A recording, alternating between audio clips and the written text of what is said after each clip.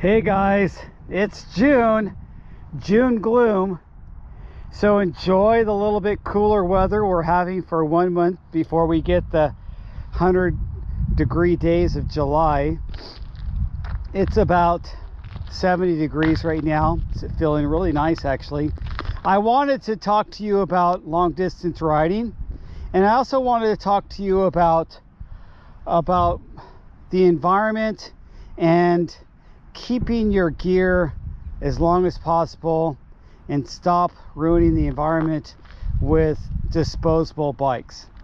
And the reason I want to talk about that is I think we're getting into a tricky area where the bike market is crashing. There's lots of cheap carbon bikes out there that are going to just end up in landfills, and I want to caution you guys from buying that just buying into that. So as you know, my bike, I'm very picky with my parts. Those are White Industry hubs and White Industry cranks. Very unique combination. You will not get that on a regular 2x crank set. That's a 48 and a 30, and then that's a regular 1136 cassette in the back. The brakes are Hope, which are paired up to these original Ultegra brakes shifters that were the Ultegra RX, and you can see the rear derailleur is the Ultegra RX. That was before Shimano had their GX group. And of course this is on my custom made 7 frame, and you don't have to get an expensive custom 7 frame to ride, and I see nothing wrong with getting a nice carbon frame and getting one inexpensively, but get one that you're going to keep, get one that fits you, get one that you are not considering a disposable bike, and don't let that bike change everything that you are currently have. If you can use parts bin and use that high-end wheel set that you had, or that high-end stem and handlebars that you like, and you can switch it over, why not get a bike that's going to do that for you? And I have a problem with what the bike industry did when they went to gravel, and I like the fact that they did 142x12 in the rear, but I saw no need to change the front to 100x12.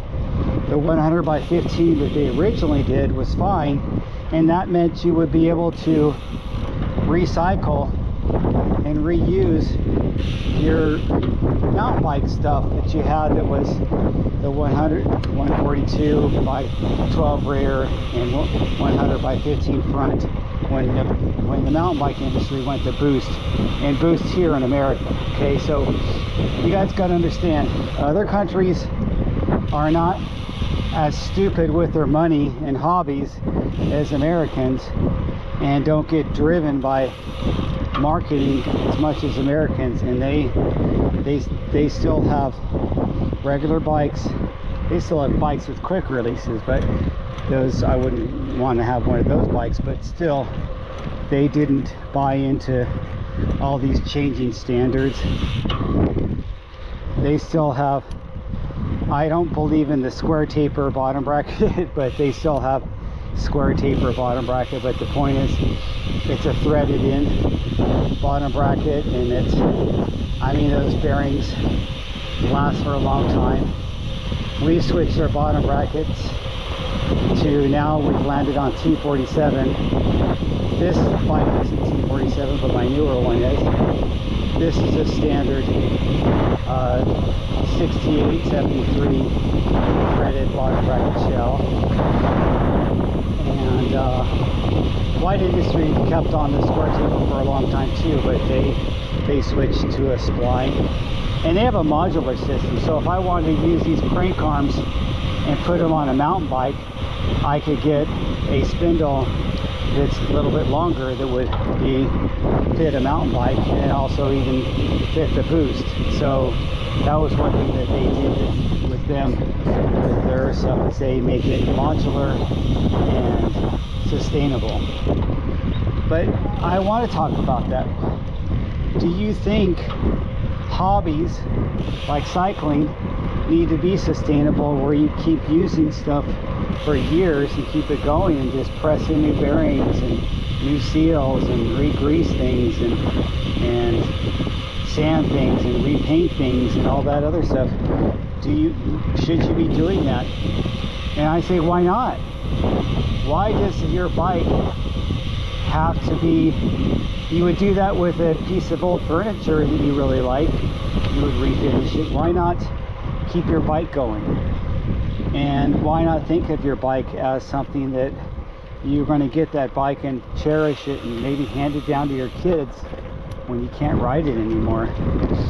And why do we want all these, you know, disposable bikes landing in our landfills?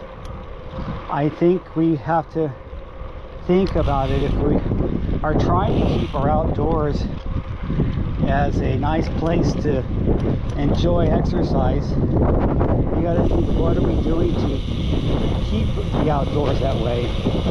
And yes, maybe we don't have the dumps here in our local cities, and it goes 100 miles away to a dump in a faraway remote area.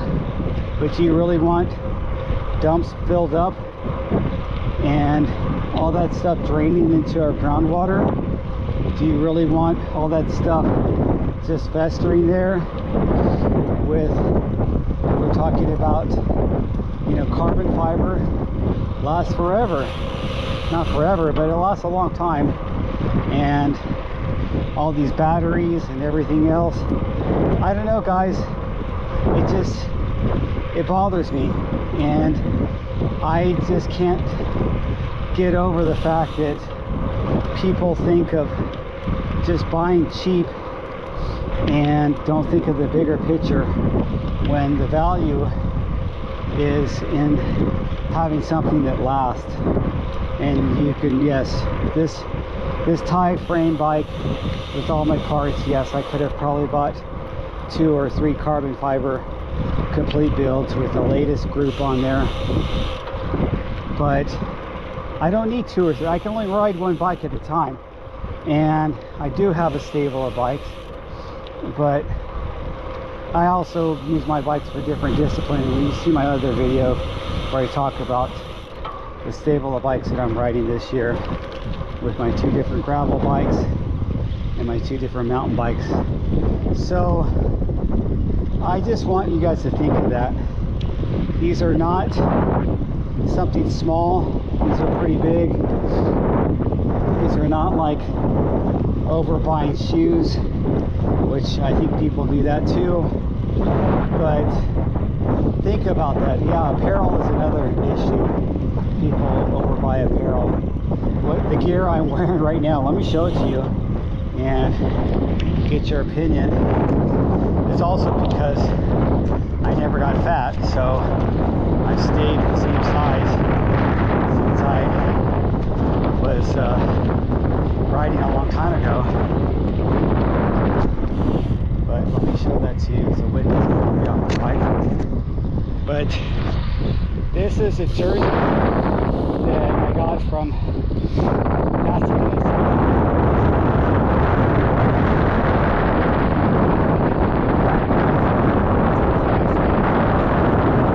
the shorts I got, well, the shorts are only about 2 years old. I wanted some new ones that have the pockets. I guess you can see the pocket on the other side. But the pocket, I got my phone in there. I like the cargo type of shorts, if you want to call them that. The helmet is an old helmet. I probably need to update that because the foam just, it oxidizes, and you shouldn't use the same foam or the same helmet for more than 2 or 3 years. Probably, I would say 2 years, it expires. The parts of my bike, yes, I did warranty them. These are newer handlebars, but the stem, I've had that stem for at least 6 or 7 years, and I have other stems that if I need a new stem, I'll use my other stems. The tires, obviously you wear out the tires. The chain,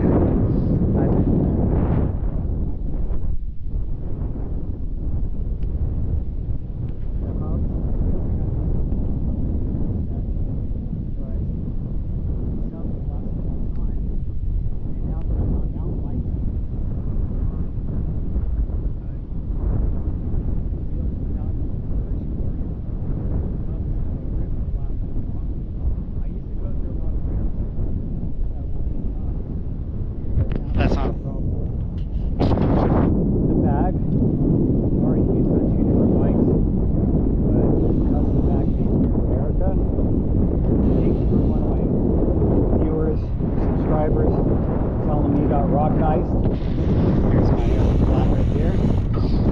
So anyway, I wanted to just talk a little bit about that and encourage you guys to think of the bigger picture.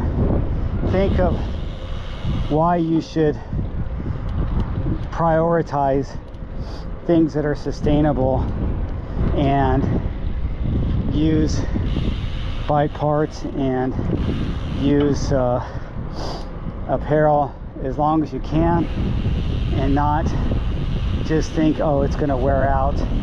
I've got to stop to put this on because of the wind. But don't think of it that it's just gonna last forever. I mean, it's not that you can just throw it away and get new. I just try to get over that attitude, because I don't think that's a very good attitude. That's my personal opinion, and everybody has their personal opinions, has a right to their opinion. So I'll talk to you guys later. I'm going to just show you how this little Santa Fe Dam looks. I think it's amazing here. I enjoy taking this route to the beach. I got my private highway where I can ride all the way down to Seal Beach and not have any traffic for 37 miles or something like that each way. And then of course I bookmark it or bookend it with my ride to here and ride back to home, and that's how I get my century. So I'll tell you how many miles I'm in right now. I've gone 26 miles, so I'm just at the very beginning of my century. But it's a nice day. It's not too hot, and I am looking forward to just putting in the miles and keeping myself healthy, as I hope you guys do the same thing. I'll talk to you later.